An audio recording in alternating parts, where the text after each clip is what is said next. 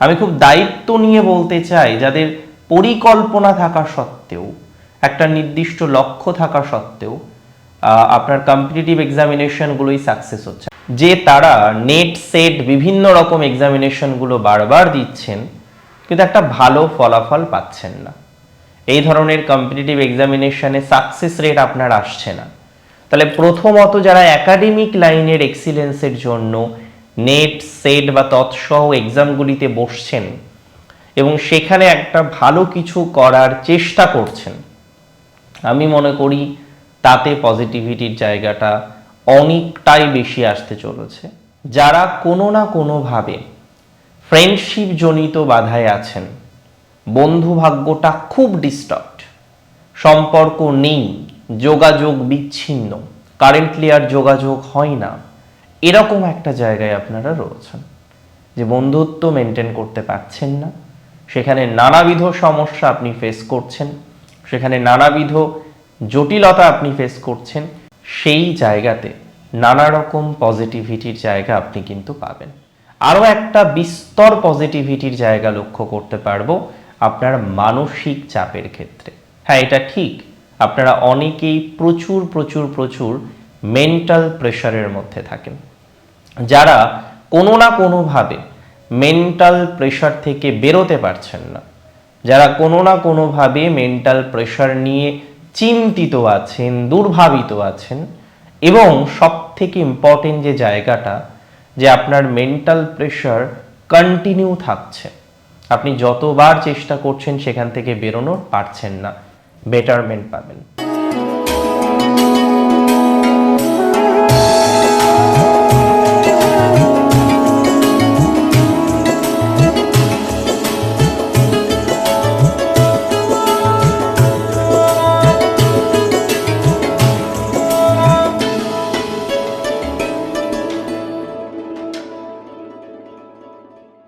নমস্কার, জয় শ্রী গণেশ।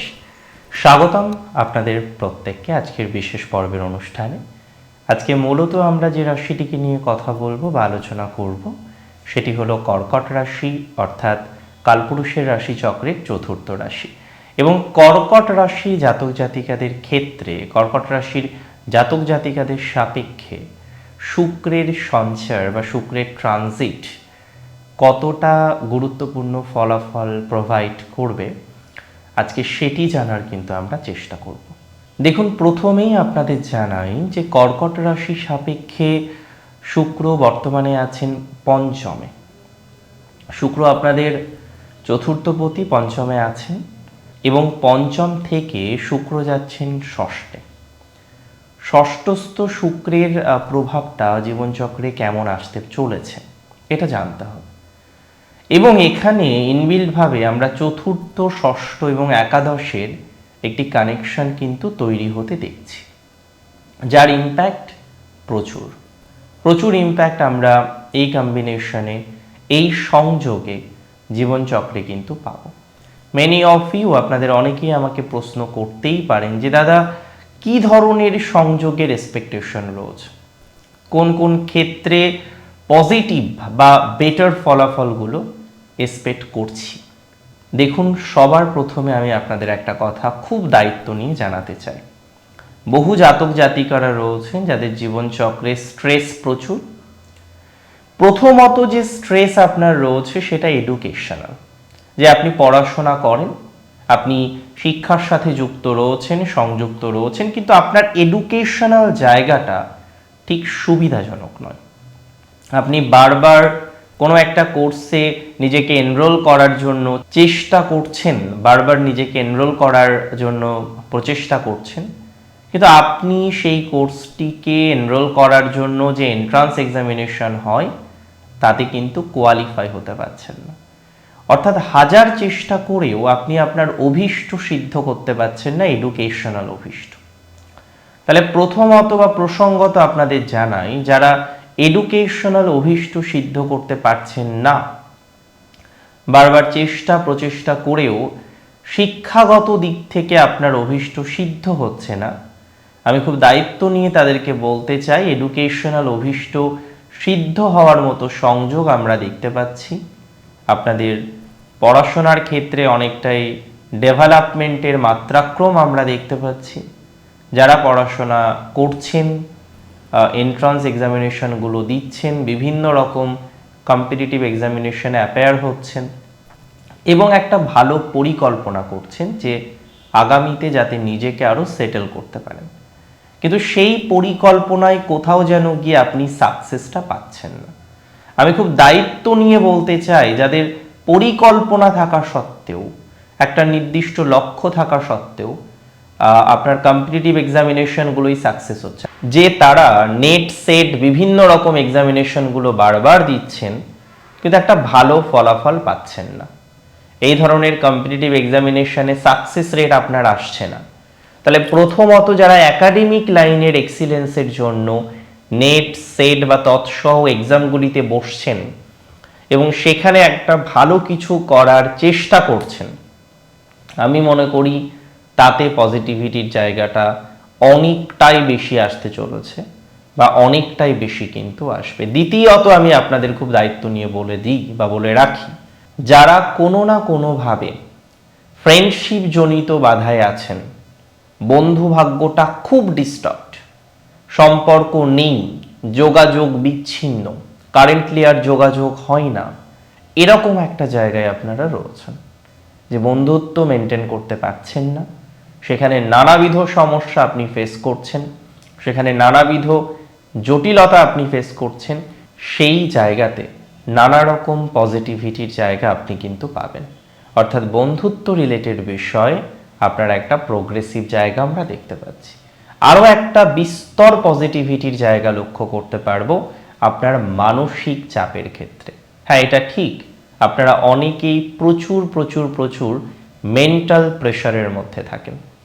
যারা কোনো না কোনোভাবে মেন্টাল প্রেশার থেকে বেরোতে পারছেন না, যারা কোনো না কোনোভাবে মেন্টাল প্রেশার নিয়ে চিন্তিত আছেন, দুর্ভাবিত আছেন, এবং সব থেকে ইম্পর্টেন্ট যে জায়গাটা, যে আপনার মেন্টাল প্রেশার কন্টিনিউ থাকছে, আপনি যতবার চেষ্টা করছেন সেখান থেকে বেরোনোর পারছেন না, বেটারমেন্ট পাবেন।